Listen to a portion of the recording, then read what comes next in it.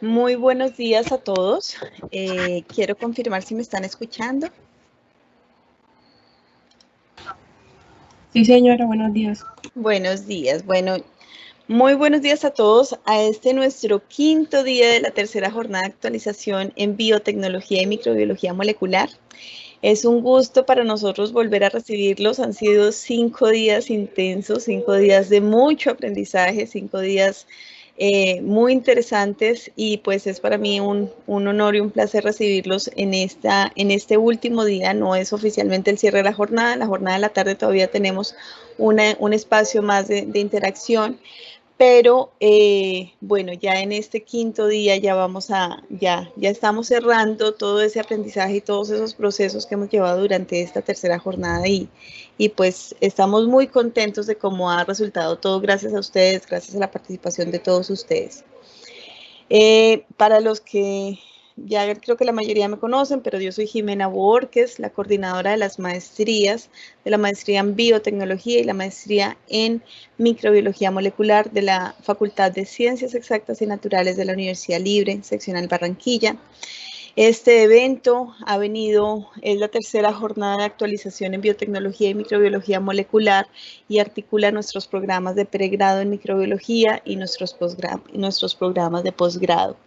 Pero no estamos solitos, en este evento estamos con muchas instituciones nacionales y extranjeras. Hemos tenido la participación de excelentes ponentes. No creo que haya habido una sola conferencia que no haya sido absolutamente interesante, todas han sido preciosas. Ponentes de varias partes del mundo, ponentes propios de la universidad. Hemos tenido la participación en modo de póster de muchos pues, de personas propias de la universidad, pero también hemos tenido la participación de otras universidades de Colombia. Tenemos nuestro espacio de Vivo en Vida, que ya las votaciones oficialmente se cierran ahorita a las 12 del día. Ellas estuvieron abiertas toda la semana de nuestra estrategia diferente para mostrar el conocimiento.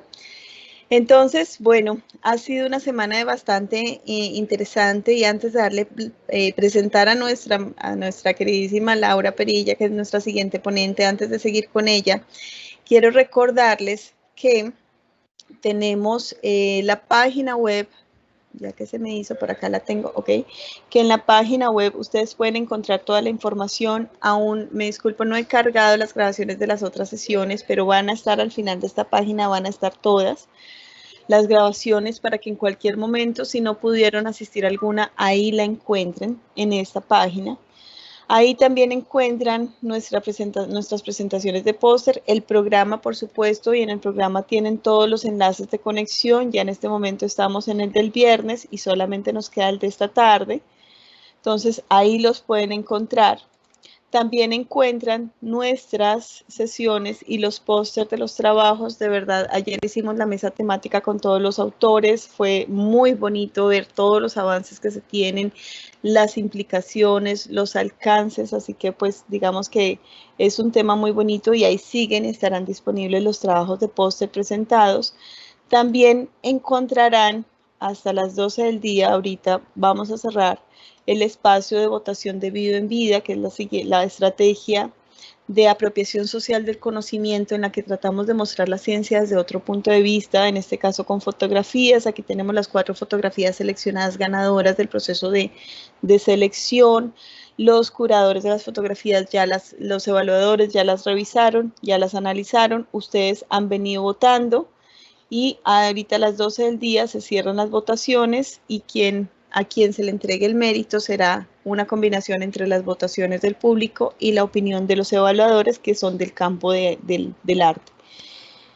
Y bueno, lo último que quiero decir antes de darle paso a nuestra siguiente conferencia es el tema del registro.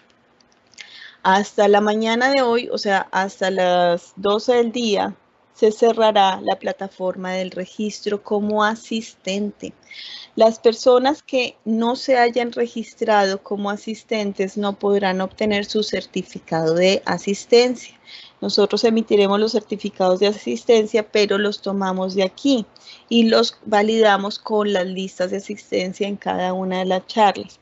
Entonces, es importante que si no se han registrado en la página del evento, que se las pongo nuevamente aquí en el chat, aquí se las estoy poniendo en este instante en el chat, en la página del evento, vayan a la parte donde dice regístrate si quieren su certificado como asistente y ahí completan un formulario muy pequeñito para poder mandarles, poder generar su certificado. Los certificados serán hasta los que se registren ahorita, pues porque ya en la tarde ya tenemos nuestro último espacio. Entonces ya, además de esto, creo que ya es como toda la información preliminar de recordatorio de la jornada. Y bueno, ahora sí me voy a permitir, ya saben que cualquier cosa pueden escribirme cualquier duda a mi correo por el chat, yo estoy atenta a responder sus dudas o inquietudes. En este instante quiero darle la cordial bienvenida y muy emotiva bienvenida a la doctora Laura Margarita Perilla Henao. La doctora Laura Margarita Perilla Henao es bióloga de la Universidad Militar de Nueva Granada, es magíster en bioquímica de la Universidad Nacional de Colombia y es en este momento candidata doctoral en fitopatología de la Universidad de California en Davis.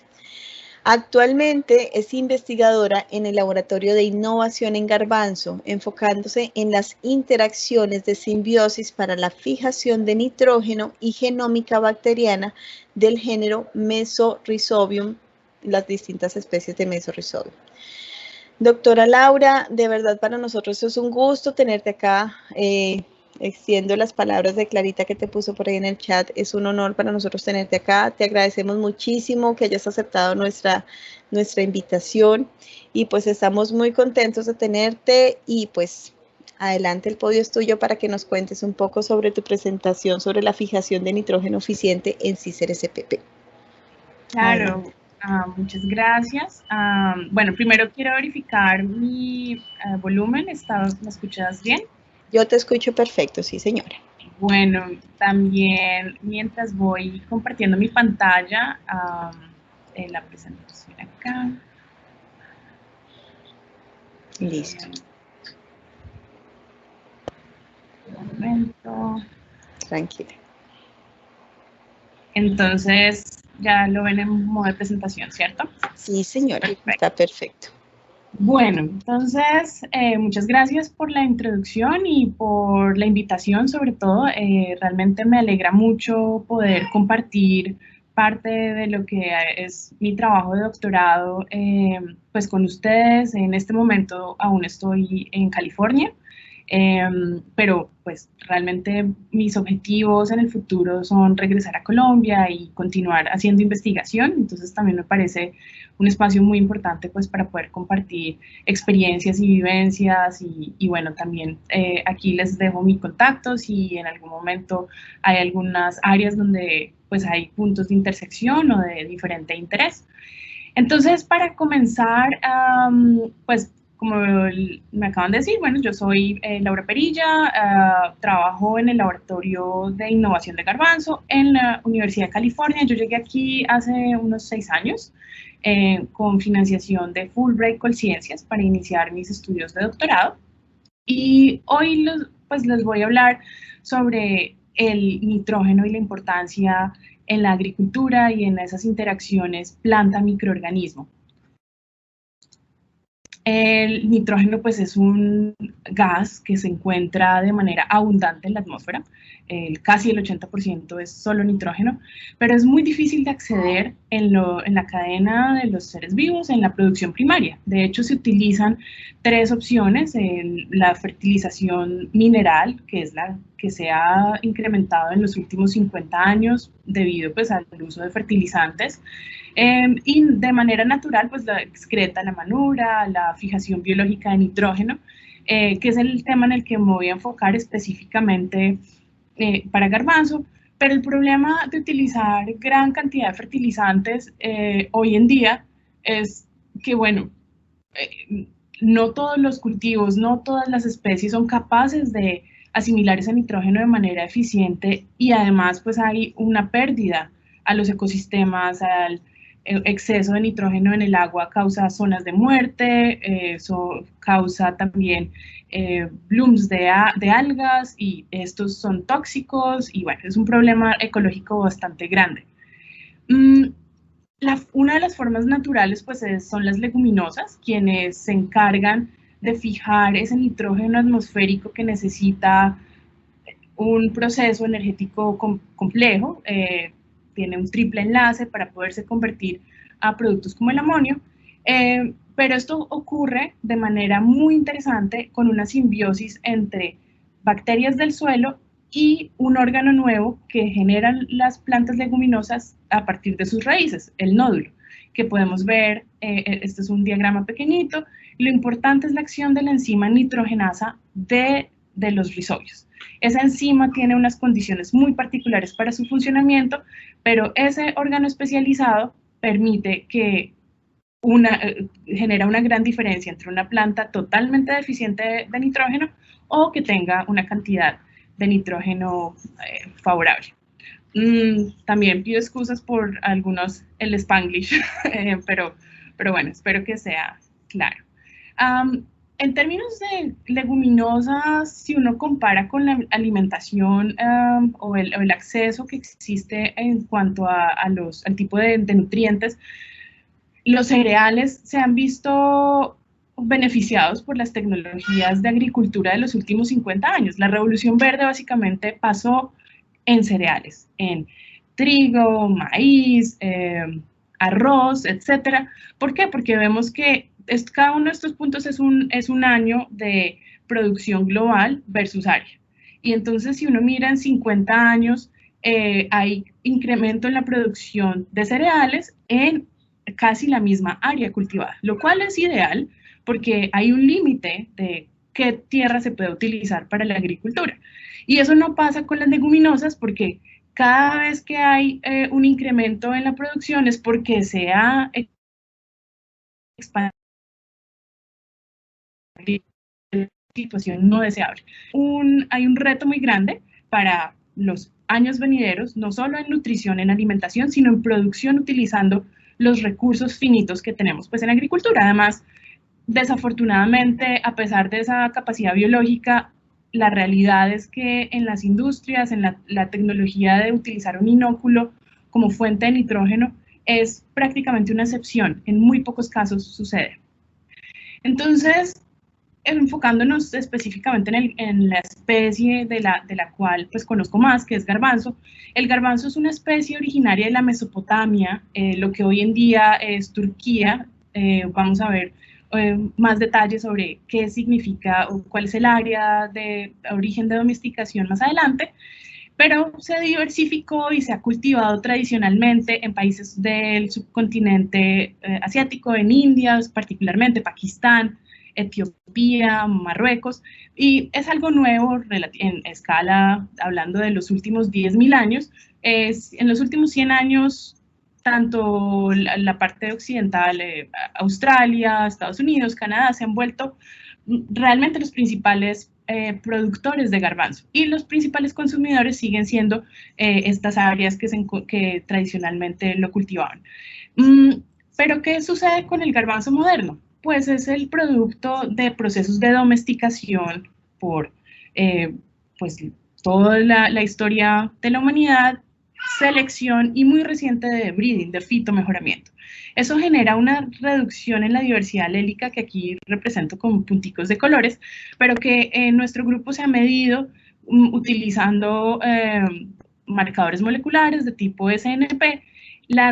Este cuello de botella entre los ancestros silvestres, entre el ancestro silvestre más cercano y el garbanzo cultivado es del 95%, o sea, se perdió casi el 95% de la variabilidad genética del ancestro silvestre más cercano.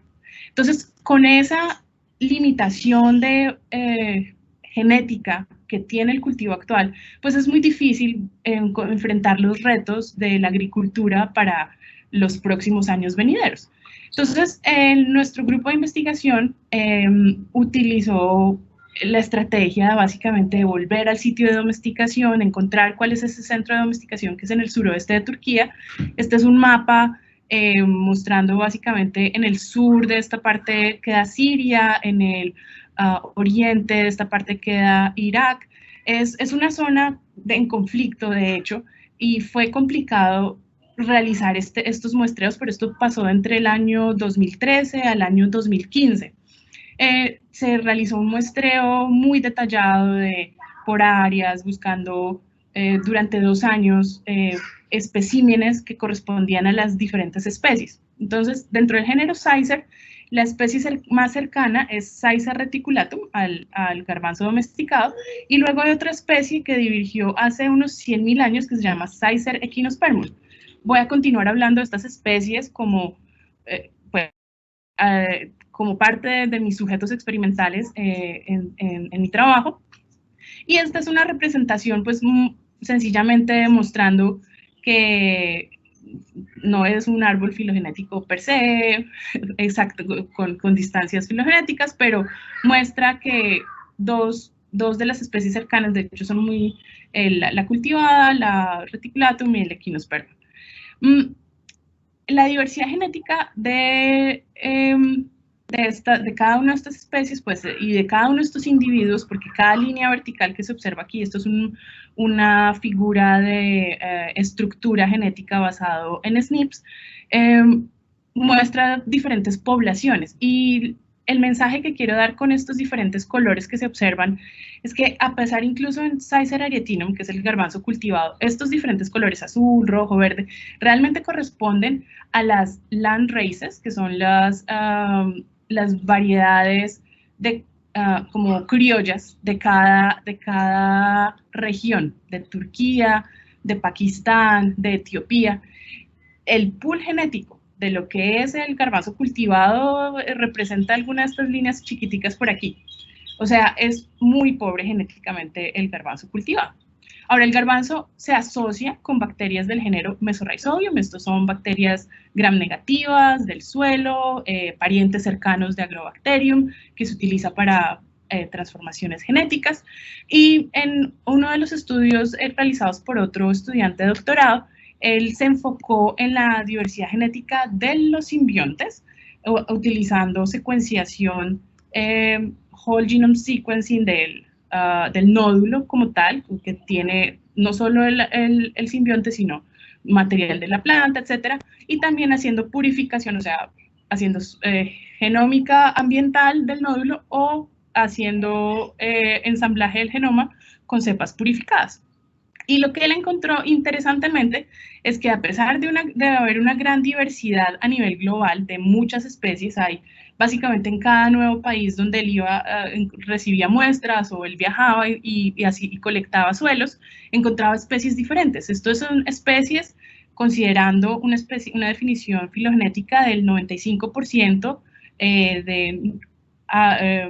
de promedio de similaridad de nucleótidos del genoma completo. Esto es un genoma de 5 megapares de bases.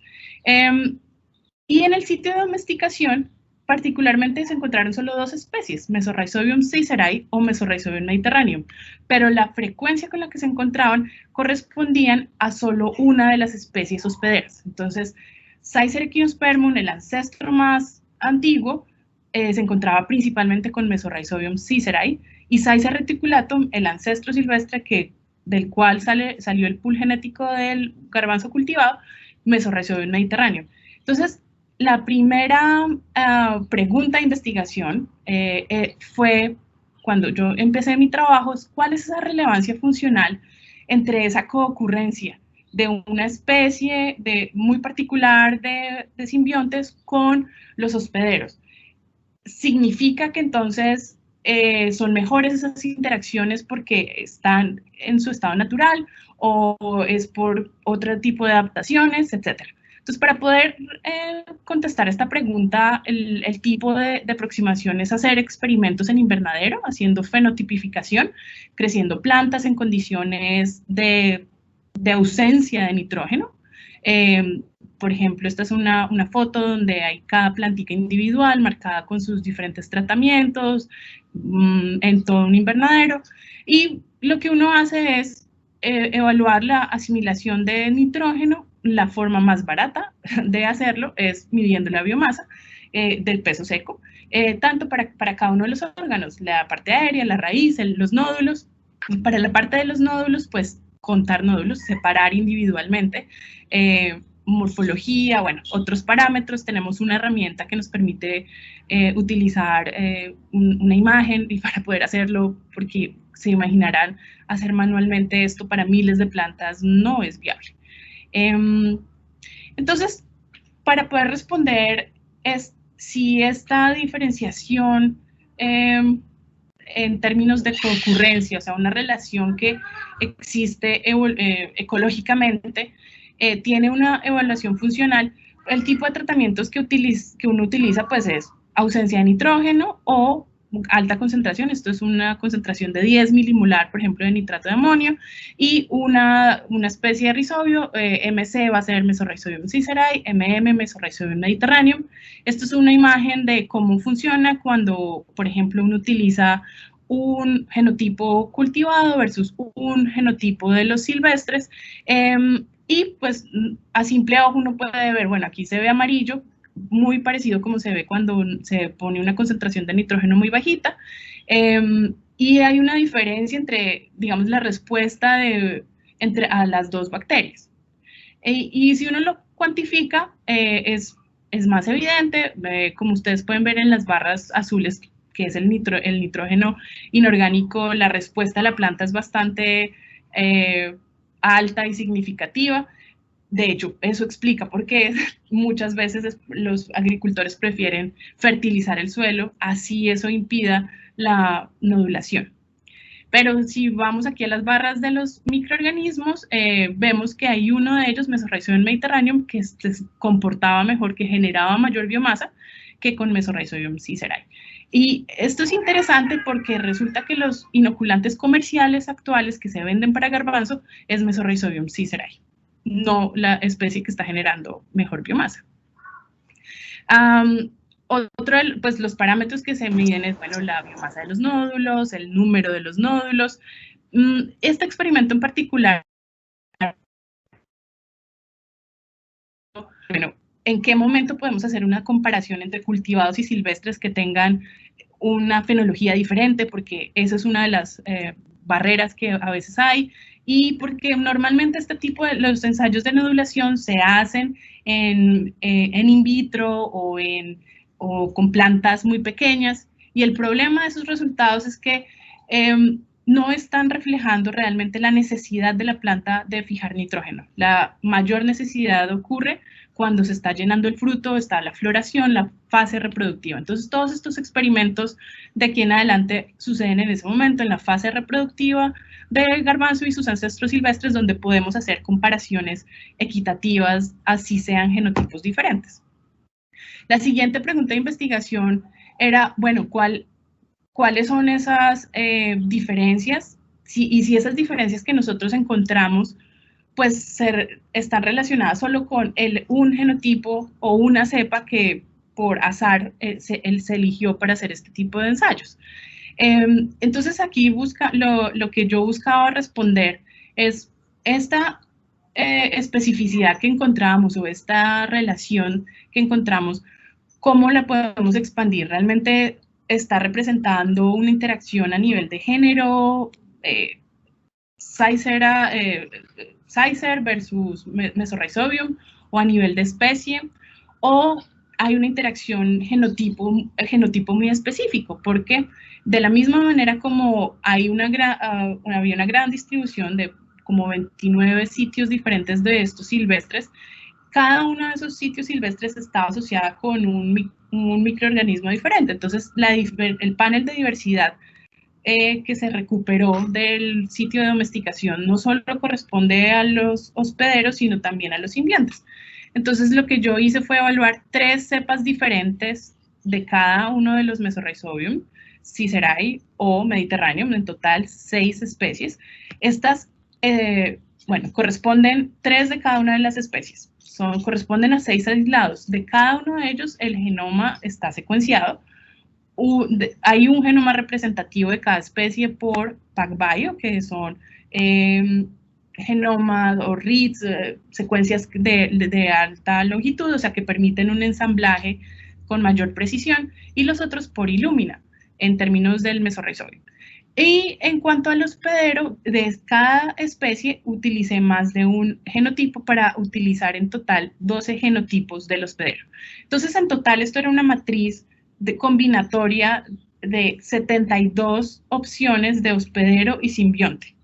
Cada uno teniendo una posibilidad de corresponder con la hipótesis que teníamos, donde era, bueno, los hospederos, la relación sigue la coocurrencia del sitio nativo o no.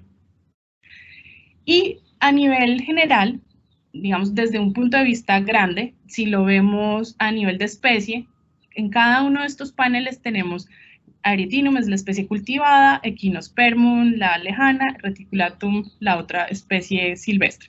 Los números son diferentes porque Reticulatum tiene más genotipos, utilizamos 8 genotipos de Reticulatum, 2 de Echinospermum, 2 de Arietinum.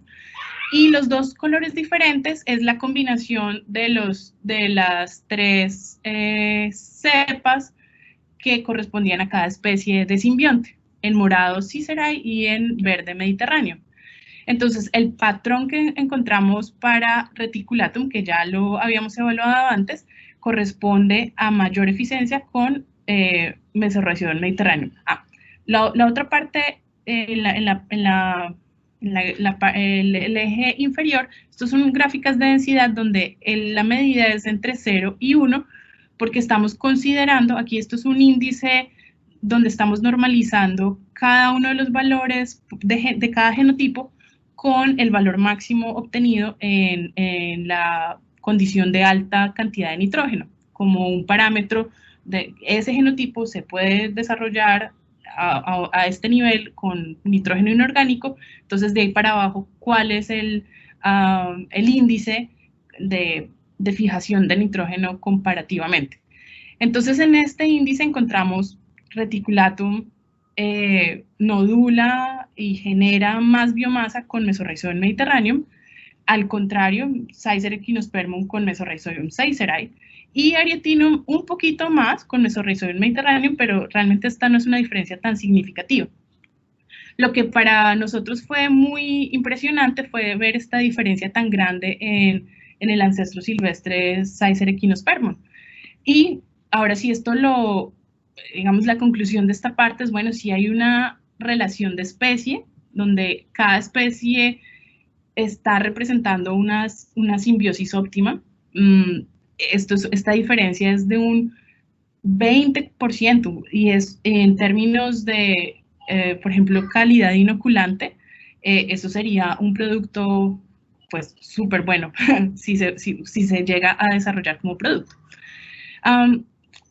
Ahora, para ser, digamos, más detallados en cuál era la respuesta de cada una de esas cepas, porque, bueno, puede ser que una cepa tenga mayor respuesta que otra, se vea mejor. En general, lo que observamos, si consideramos las 3 especies de Cicerai, se comportaban de la misma manera que para digamos, la figura general, donde Cicer Echinospermum recibe más nitrógeno solo cuando está inoculado con Mesorhizobium cicerai. Y Mediterráneo, pues hay un rango de variación grande, como se observa aquí, porque son, como lo decía antes, 8 genotipos de Reticulatum que están representados aquí, pero en promedio su biomasa es mejor con cualquiera de los 3 inoculantes que corresponden a la especie de Mesorhizobium Mediterráneo. Entonces, esta interacción preferencial pues fue un aspecto muy interesante. También otra manera de ver estos datos es como mirando hacia la otra dirección, donde en cada una de estas casillas tenemos cada uno de los genotipos de los evaluados. Aquí lo que estamos expandiendo son los genotipos del hospedero de la planta y condensamos las tres cepas que corresponden a cada especie de inoculante. En la especie cultivada no hay mucha diferencia en la biomasa aérea en cualquiera de los dos genotipos, aunque la respuesta entre ellos es diferente y pues esto es una especificidad de genotipo. En Echinuspermum, la razón por la que veíamos esa curva, esos dos picos tan separados, es porque en uno de ellos, en el genotipo Gunas, prácticamente no se forman nódulos. Eso es básicamente la conclusión que encontramos. O sea, hay un aspecto de especificidad muy clave. Y en Saiza reticulatum, que está representado en 8 genotipos, en cada uno de los genotipos siempre encontrábamos que el inoculante Mesorrhizoma mediterraneum siempre generaba más biomasa, pero de hecho tenía menos nódulos. O sea, el desarrollo, el hecho de tener más tejido de nódulos en la interacción ineficiente significa que la planta está intentando generar más y más. Entonces vemos dos fenotipos y esto es básicamente reiterando o mirando por otro ángulo, es el tema del número de nódulos, que ya lo había explicado, pero estos son los datos específicos. Hay variación en esas interacciones ineficientes. Por ejemplo, acá hay 3 genotipos, 1, 2, 3 genotipos, donde Mesorrhizobium sicerae produce muchos más nódulos y estas diferencias son significativas. Es decir, que entre más nódulos en algunas interacciones, realmente es porque ese inoculante no es efectivo. Y esta parte es importante porque muchas veces se hacen evaluaciones de eficiencia de fijación de nitrógeno solo contando el número de nódulos. Pero lo que esto nos muestra es que dependiendo del genotipo, lo que pasa es que la mayor producción de nódulos realmente está mostrando es lo contrario, que la planta no está generando suficiente nitrógeno y está intentando generar más nódulos. Y una forma, pues esto es para mostrar el método con el que se hace la parte de conteo de nódulos. Se utiliza una cámara multiespectral que es capaz de tomar una imagen que tiene 19 longitudes de onda y bueno, además de generar esa información extra, nos genera datos morfométricos, altura, ancho, etcétera. Entonces, en resumen, nuestras cepas nativas de Mesorrhizobium encontradas en Turquía tienen un efecto diferencial en simbiosis y esa simbiosis nos puede generar básicamente pistas para encontrar eficiencia y especificidad que no se encuentra en el pool genético domesticado. Y este potencial de domesticación, pues, o de redomesticación, de mejorar el garbanzo actual, es básicamente la siguiente fase del proyecto, y para ello, pues, voy a explicar un poquito más cuáles son esos mecanismos que están detrás de formar o no un nódulo. Entonces, como ya lo había explicado antes, la raíz es de donde se genera el nuevo órgano. Pero, ¿qué es lo que genera eso? Pues básicamente la raíz produce exudados, azúcares, etcétera, pero en particular los flavonoides. Cada leguminosa produce un flavonoide diferente y esos flavonoides funcionan como señales de comunicación en el suelo y las bacterias, el rizobio específico que es capaz de reconocer ese flavonoide, produce un factor de nodulación. Ese factor de nodulación a su vez es reconocido por la planta utilizando receptores de LIS-M con dominios que son de ese dominio LIS-M que está asociado con reconocimiento de quitina y precisamente los factores de nodulación tienen una base de quitina con diferentes alteraciones que le dan diferente especificidad. Pero en varias especies se conoce que también la presencia de ciertos exopolisacáridos en la bacteria genera o no especificidad, incluso el la secreción de efectores por el sistema de secreción tipo 3 es reconocido en algunas especies, por ejemplo en soya, por genes R, por genes de resistencia, o sea, como si fuera una interacción de las clásicas planta patógeno, pero en este caso para especificidad de nodulación. Y eso es un aspecto realmente súper interesante. Esta especificidad la observamos en la especie Seiser equinospermum. Es súper clara la diferencia, o sea, con Mesorrhizium seiserae se ve una planta verde, normal, con nitrógeno, y de hecho con Mesorrhizium mediterraneum hay algunos intentos de formación de ese nódulo. Esos intentos de formación de nódulo pueden indicar que sí hay ese reconocimiento, pero luego hay un bloqueo en alguno de los puntos que implican la organogénesis, y bueno, como explicaba, esto tiene una señal de una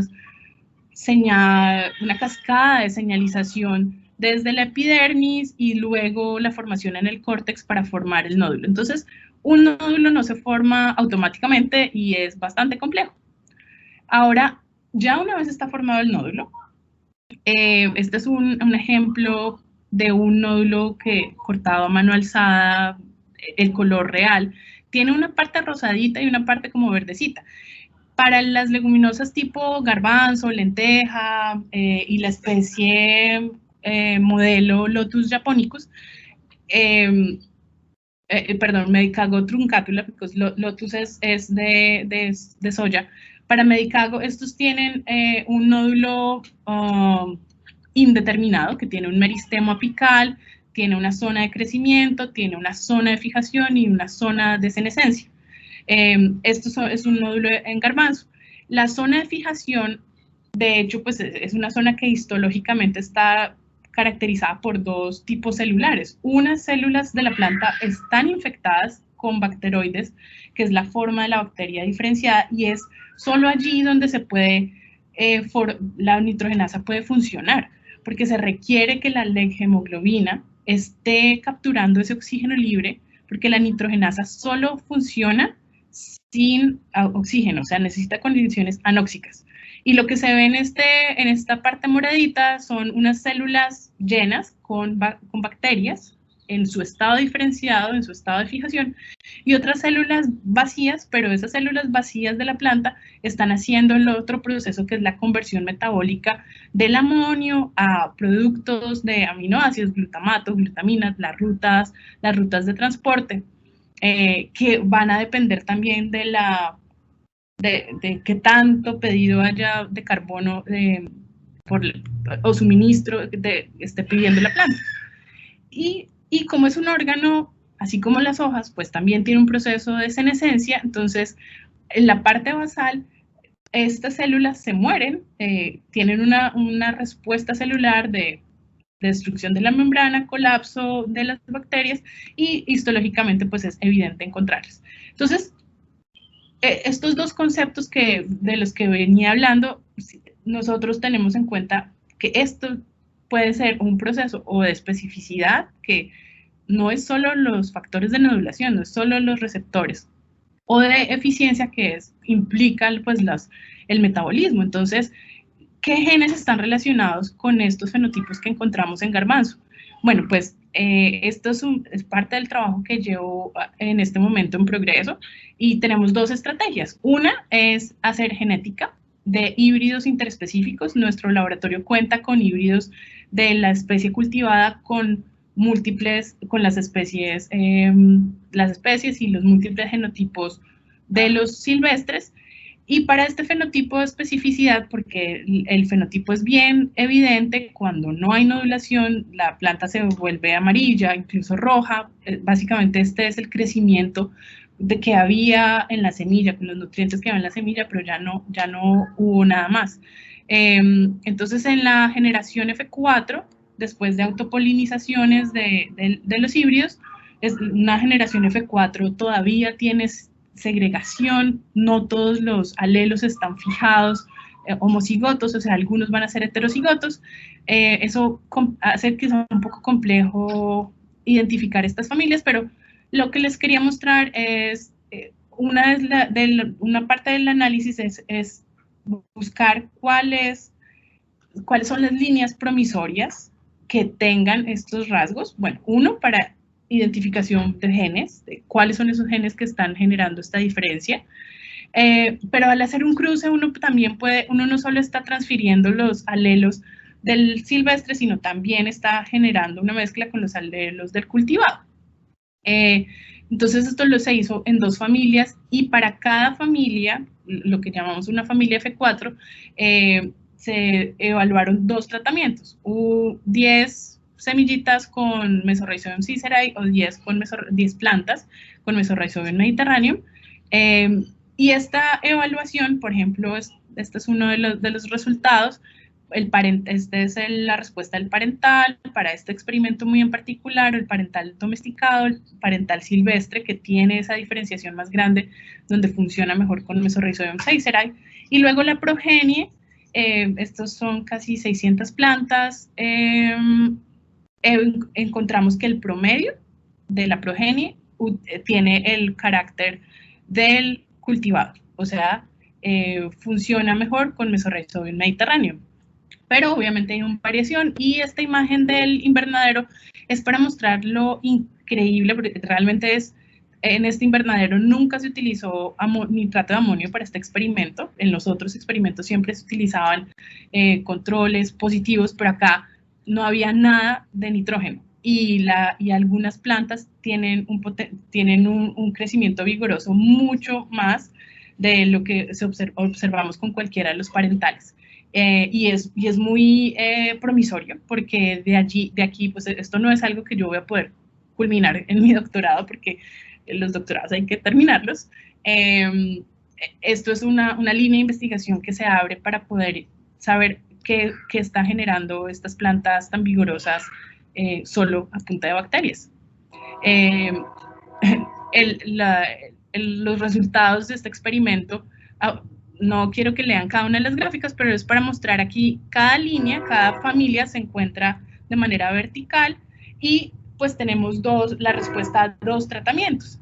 ¿Y cuál es el objetivo? Pues encontrar líneas promisorias que tenían una diferencia porcentual, una diferencia de los 2 tratamientos más significativa, de los cuales hay, pues no son muchas, son 10 líneas representativas, 5 para cada cruce. Y lo interesante es que con Mesorrhizobium mediterraneum se encontraba incluso el doble de, bueno, hay variación de cuál es el incremento, pero en algunos es 130%, otros 200% más que con el otro inoculante. Entonces, este material pues se va a utilizar por otras personas del grupo para poder hacer mapeo fino y, bueno, ojalá encontrar estas regiones genéticas. Y la otra estrategia, volviendo a mis preguntas iniciales, cuando uno empieza el doctorado y quiere empezar pues tiene tantas ilusiones, fue utilizar RNA-seq, una estrategia de secuenciación de transcritos, o sea, del RNA mensajero, que representaba unas condiciones muy particulares. Entonces, ¿cómo funciona la RNA-seq? Uno toma el RNA total, hace librerías, luego secuencia, luego los alinea y cuenta genes, en términos muy, muy sencillos. Pero bueno, esto representa una gran cantidad de trabajo y en este momento estoy terminando estos análisis. Yo seleccioné un genotipo por cada una de las especies del hospedero. En cada una de ellas se evaluaron 3 órganos para 4 condiciones. En el caso, por ejemplo, de Séiceres gymnospermum, la simbiosis homóloga es con Mesorrhizobium sicerae y en Séiceres reticulatum con el otro simbionte, con Mesorrhizobium mediterraneum. Entonces tenemos simbiosis que es homóloga coocurrente, condiciones de deficiencia de nitrógeno o con presencia de nitrógeno. Y la forma de verlo, digamos, en una forma global, esto corresponde a 107 muestras porque tiene repeticiones, 4 repeticiones biológicas por cada condición, cada órgano, cada tejido, cada organismo. 22.000 genes más o menos nos muestran, bueno, el transcriptoma de la raíz es totalmente diferente al transcriptoma la parte de las hojas y totalmente diferente al transcriptoma de los nódulos. Esa es la mayoría de la variación que se observa. Esto es relevante porque muchas veces en los experimentos, a veces que ahora están haciendo de transcriptómica de nódulos, también toman un poquito de raíz, y eso es un problema porque les va a identificar genes que están actuando en otro órgano. O sea, esto muestra cómo este nódulo está haciendo algo totalmente diferente incluso al órgano del que fue progenitor. Esta es la misma gráfica, pero mirando la tercera dimensión de este análisis multidimensional, que en realidad explica menos del 10%, es como el 6%, pero en el 6% de la varianza se ve una diferencia entre las tres especies. Y esta diferencia entre las especies representa también una diferencia filogenética transcripcional. En azul están la especie cultivada, en rojo la especie silvestre más cercana a la cultivada y en verde la más lejana.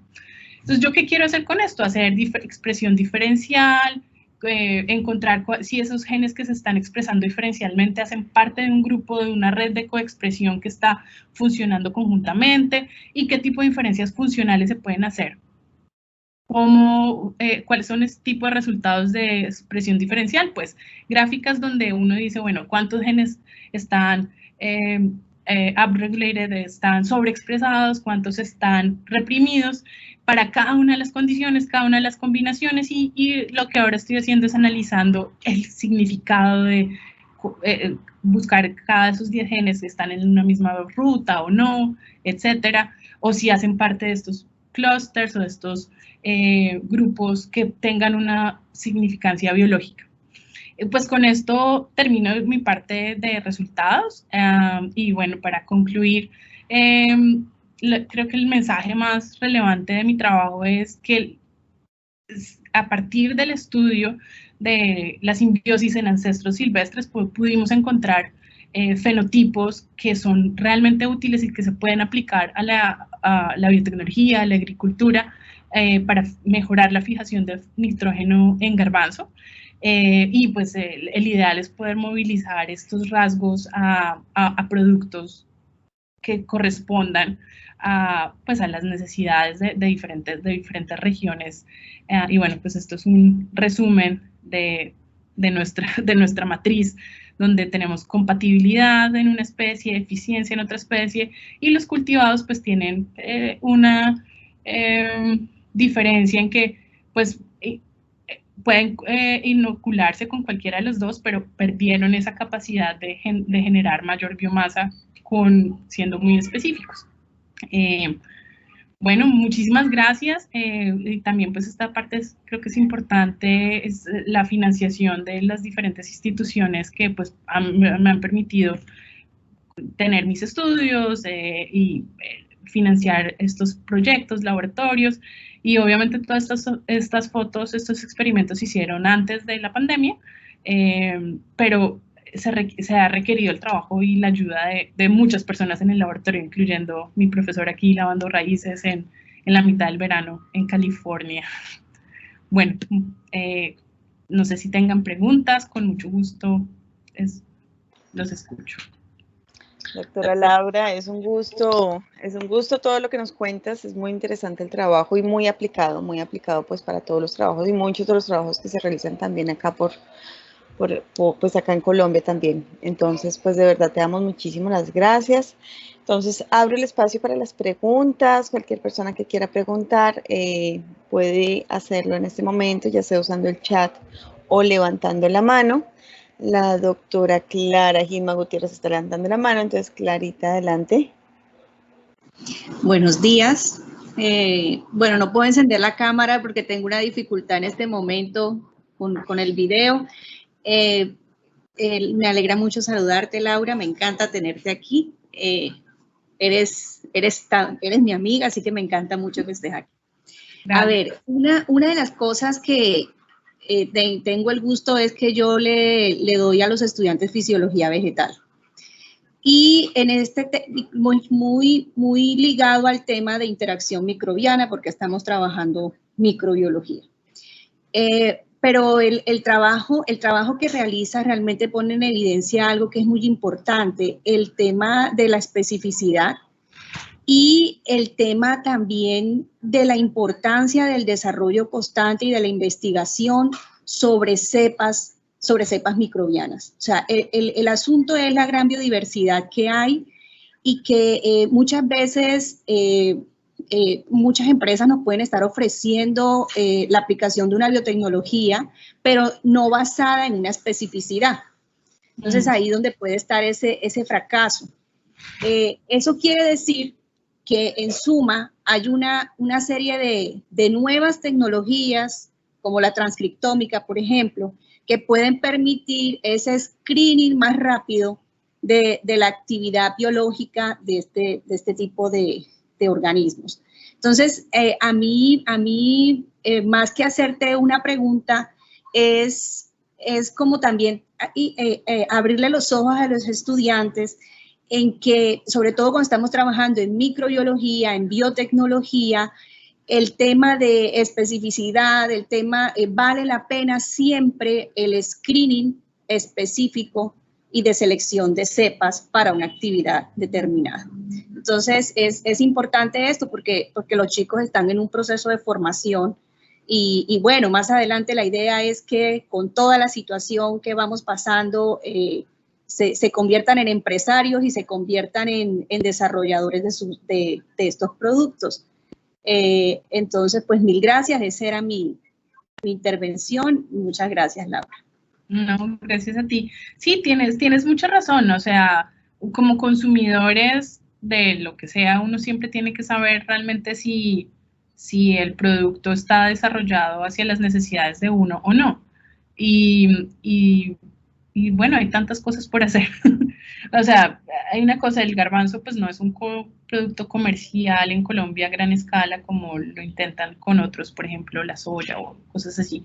Pero un ejemplo muy bonito de uso de inoculantes, de hecho, ocurre en soya, pero en Latinoamérica, no aquí en Estados Unidos. En Latinoamérica, en Argentina y en Brasil, es en donde se han desarrollado más empresas de todo tipo para encontrar la mejor combinación de variedad de soya con inoculante de soya, y entonces ellos están utilizando prácticamente el nitrógeno de la soya es con inoculante en muchos casos, y eso es digamos, uno de los pocos casos exitosos que hay de aplicación. Muy interesante. Laura, doctora Laura, te comento, tenemos una pregunta aquí en el chat, dice, buenos días, de José Contreras Bernal. Las condiciones de cultivo cuando realizaron los experimentos, ¿qué tan diferentes fueron a las condiciones en las que se cultivan las especies en su lugar nativo? Pues bueno, cuando hablamos del lugar nativo, estos son unas montañas, que si uno lo ve desde lejos es como si fuera un peladero. Entonces, estos son especies y en unas montañitas en el suroeste de Turquía, son unas malezas. Entonces son condiciones diferentes, son condiciones buscadas para optimizar lo que queríamos evaluar, que lo que queríamos evaluar era el crecimiento de las plantas teniendo un proceso de reproducibilidad, porque en nuestro caso es muy difícil hacer un experimento gigante evaluando todas las condiciones, y de hecho es muy difícil hacer eso en ciencia. Entonces lo mejor siempre es tener unas condiciones que uno, así haga un experimento en otro momento del año y con otras condiciones, vuelve a generar la misma información en términos de controles. Entonces, pues sí, las condiciones es arena, 80% de arena, un suelo, 20% de un suelo que se vende acá, para poder separar esas raíces, para poder lavarlas y precisamente para que no tengan nitrógeno, porque cuando uno adiciona la bacteria, las plantas solo nodulan si no hay nitrógeno. Si uno adiciona nitrógeno, se bloquean esas vías de señalización, los factores de nodulación, etcétera. Perfecto, Laura.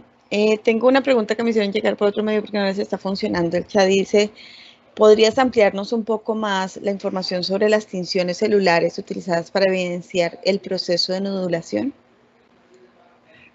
Sí, bueno, la nodulación se ve a simple ojo. El nódulo